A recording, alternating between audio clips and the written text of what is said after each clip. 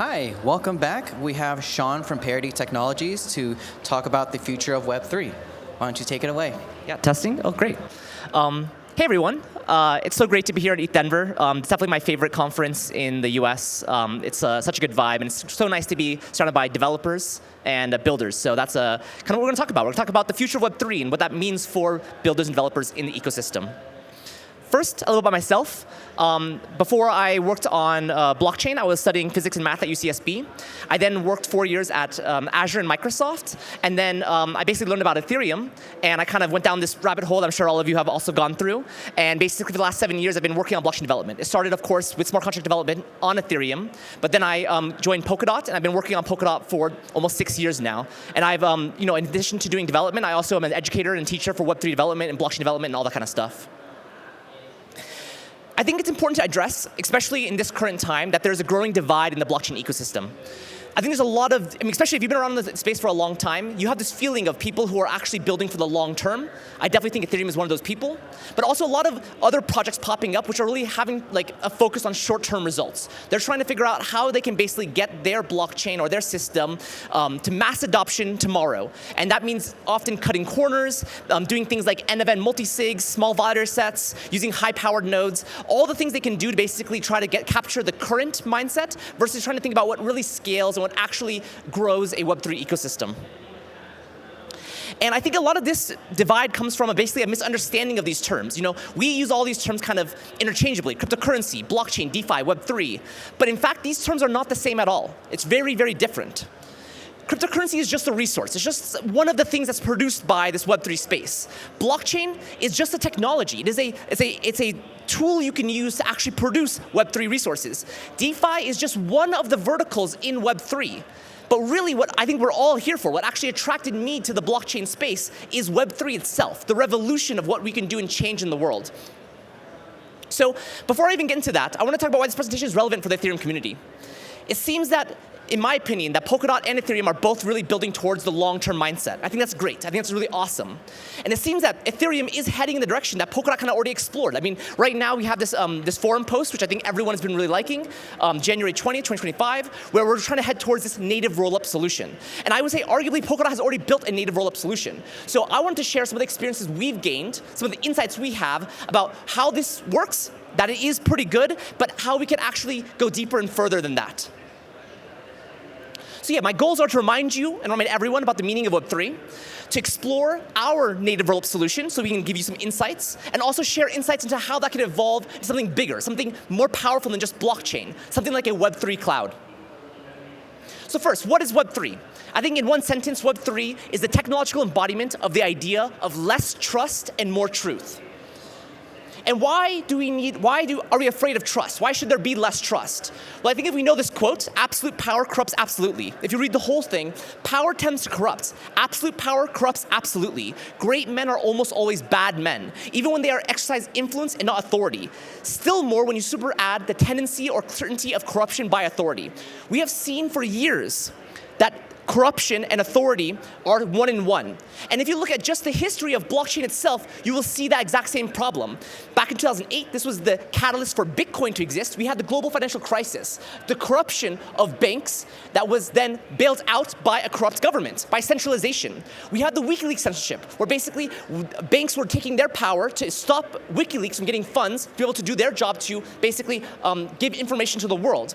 And then one of the catalysts for Ethereum was the Snowden revelations, right? The fact that we learned that the NSA was basically running a global surveillance firm across the entire world and was capturing this data without our consent, right? These kinds of systems have shown us that centralized authorities cannot be trusted, right? And Web3 is the solution to that. Web3 is a set of principles and properties which provide more truth, right? Web3 is decentralized, verifiable, self-sovereign, interoperable. You can read all these things. This is the kinds of technologies we want to create. And again, what I'm really concerned about is that in this space, where we have people with short-term mindsets, they forget what we're actually building towards. Blockchain is just technology. Just because you build something on a blockchain does not mean you are Web3. Web3 really comes from having all of these properties, and some of these can come from blockchain. But more importantly, it comes from many other pieces and parts of the technology stack. So Web3 is really a revolution in the way that we interact with the world. And I think this is super important in a fundamental starting point for how we should talk about anything in the blockchain space. Now, what's kind of sad to me also is there's such an emphasis on DeFi in the blockchain space today. If you look at kind of all the way people talk about blockchain, all the way people are adopting it, it is just DeFi, DeFi, DeFi. But we know, following these principles, that centralized authority and corruption is not only found in finance. It's found across all the different technology stacks, all the different verticals. We need to explore much more than just DeFi to really unlock the real future of Web3. Now, DeFi, I admit, is very, very important. It is absolutely a key part of how we're going to achieve a Web3 future. But we need to explore other verticals as well. And I want to clarify that. There's no reason we can't do that, because blockchain is just a design for a decentralized computer. It is just a protocol which takes many computers around the world, puts them together, and makes a decentralized computer that you can access. Now, if we look at the history of computers, early computers were also just used for finance. The very first computers in the 1950s, they were adopted by banks and other governments to basically support financial transactions. These are basically simple calculators, right? But we've seen as the evolution of computers have gone on, we've adopted things like business-specific servers, on-prem servers, and that has led to things like the cloud revolution, where now if you want to access or deploy something into the tech world, you can basically use other resources available in the cloud and deploy it.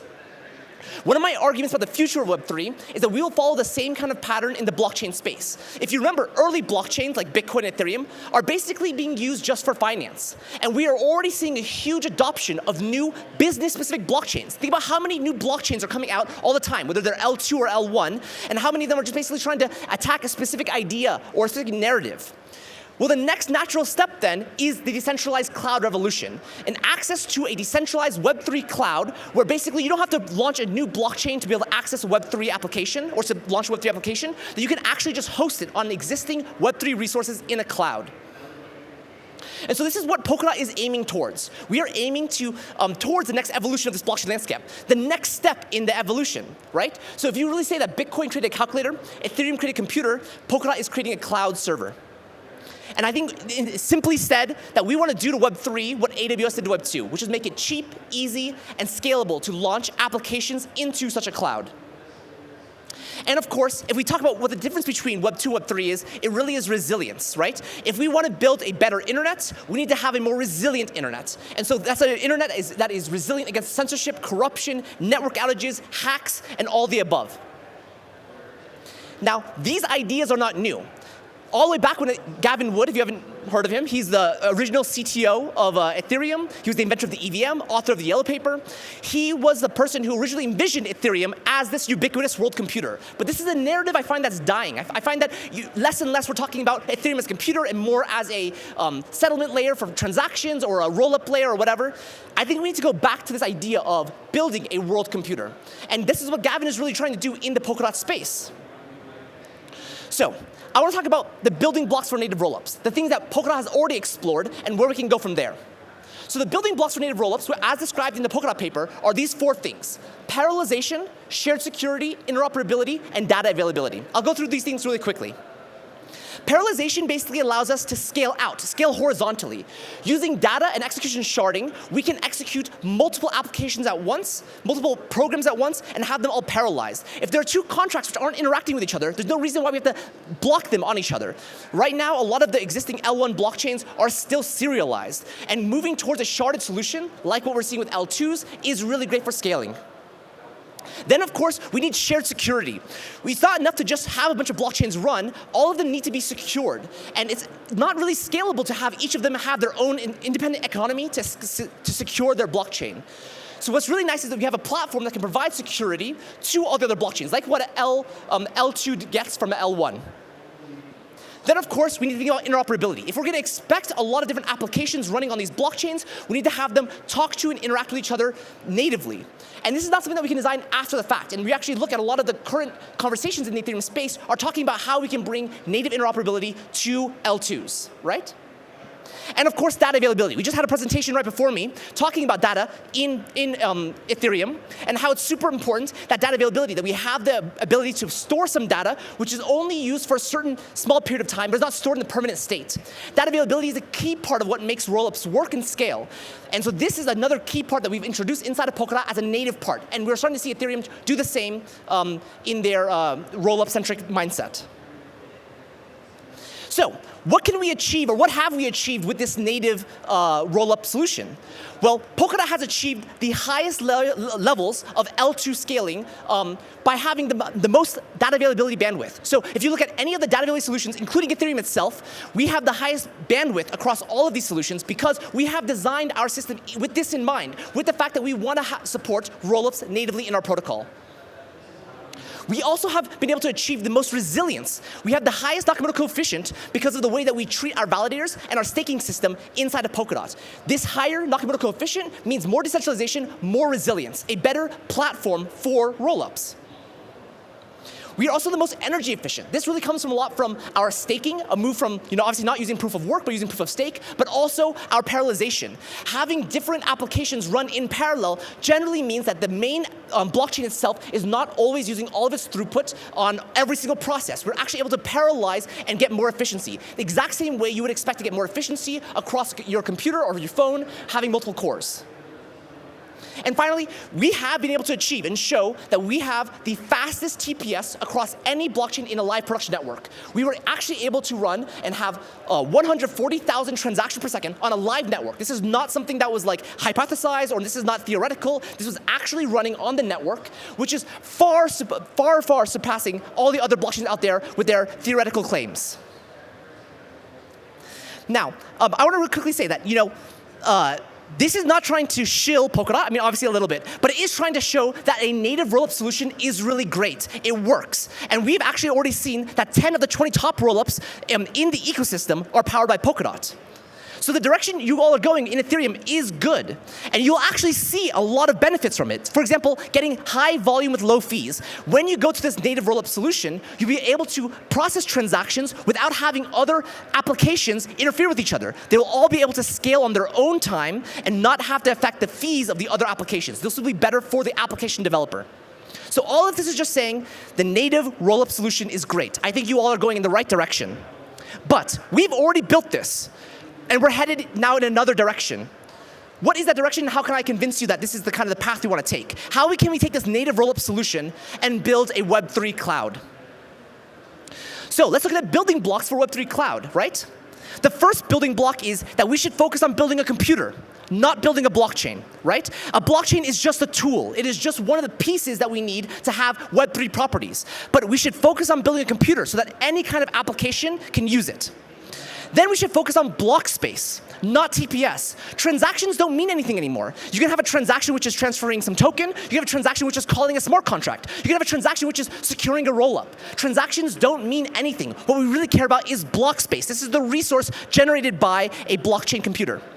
And then finally, we want to make it accessible to everyone. We want to make sure that this resource is accessible and usable by anyone who actually wants to use it. So we have designed an updated computer.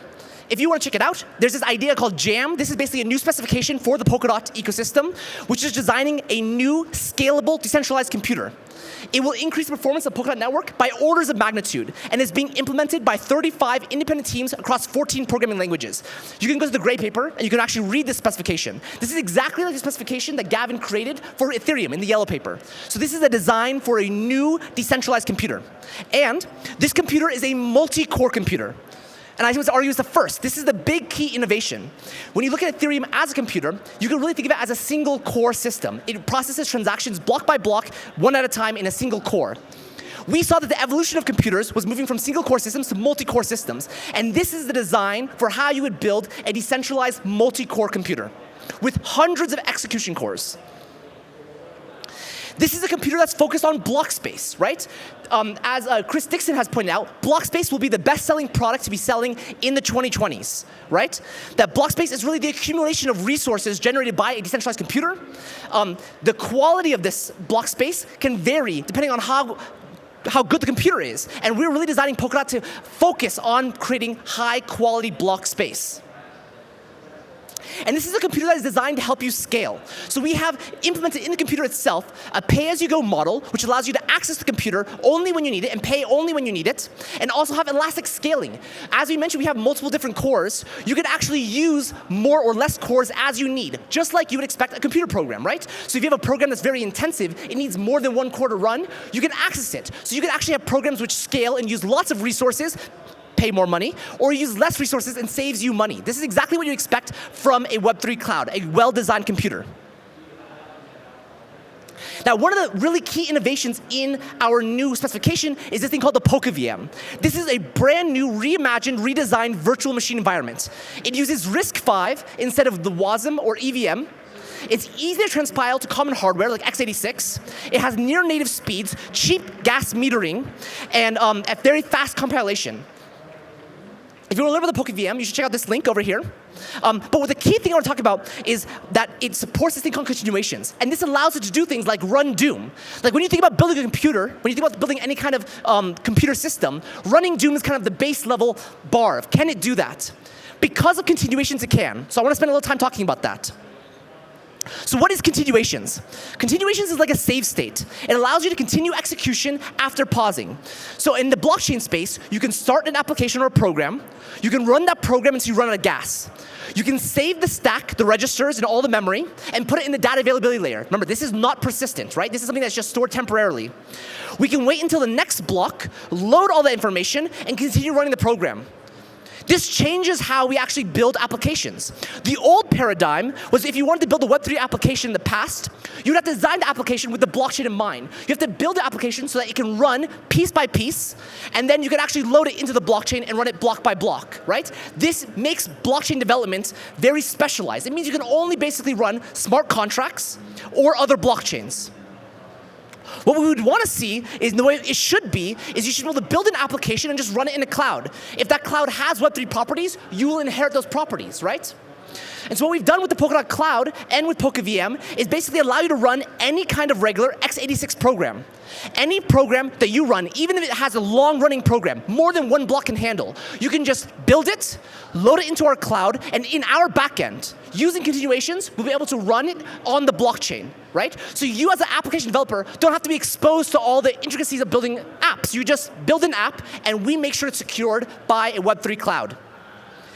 So we've already built this platform for securing rollups. This is good, this is great. But the next milestone, the next place we're thinking about is how do we build a platform for any kind of decentralized Web3 application?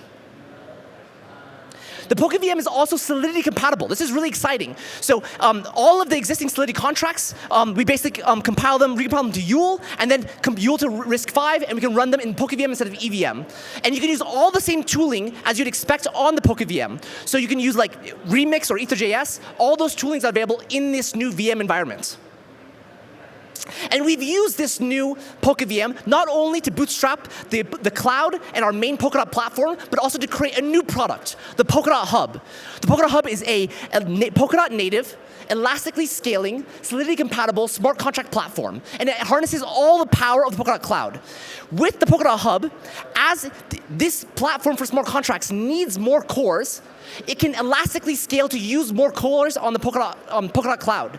It can actually scale up without having to limit people and have transactions be not censored, but like bottlenecked or limited to actually get into the block. We can actually use more cores and get more throughput as we need. And if there aren't a lot of transactions happening, then it also scales itself down. This is how we imagine the future of a contract platform to look like. So yeah, the two key ideas that we're moving past the native rollup solution is the idea of a cloud, a computer that exposes an abundance of decentralized compute resources, and the hub, a specialized platform which allows it to be really easy to build and make applications onto this cloud, right? And depending on what kind of application you're building, you can access the cloud or you can access the hub. It depends on how much resources and how much tooling and how much ease of use you want to access. So yeah, the Polkadot ecosystem is thriving, it's growing a lot. We have over 600 teams across many different verticals beyond just DeFi. And it's really exciting, it's a really exciting space. All these people are coming along with us on this ride towards a Web3 cloud. And so yeah, I want to just leave you all with the ideas in the presentation that you are heading in the right direction with the native rollups, but I think there's more to be had. I hope that you will look at our technology, that you will join our community and build in our ecosystem. And yeah, really join the revolution. I mean, we're all here to build a better Web3 future. And yeah, thank you. If you want to say hi, I'll be at the booth for the rest of the day at booth 101. And yeah, if you want a link to this presentation, you can follow the QR code here, and you can see it for yourself. Thank you so much. Okay, thank you so much, Shawn.